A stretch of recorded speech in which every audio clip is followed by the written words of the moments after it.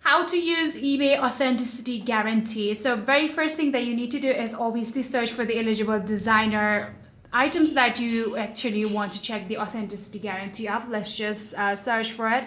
Let's just search for a Rolex watch, just like this. And in here, after searching for it, what are we going to do is look for the blue check mark icon badge explicitly reading authenticity guarantee on the listing page.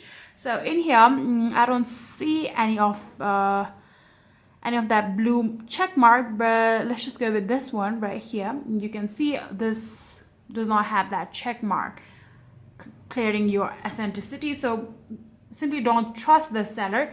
So what we're gonna do is keep on trying to search for it. You can even like filter out your keyword.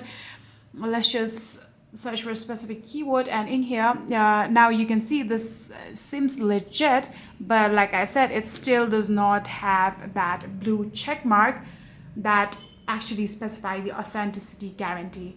So like I said, if you do see that blue check mark, then you would be guaranteed that that is a authentic item that you want to purchase, but else you should not be trusting that seller. And yeah, that is it. If you guys do have any further queries, please let me know in the comment section down below, and that will be it for the video.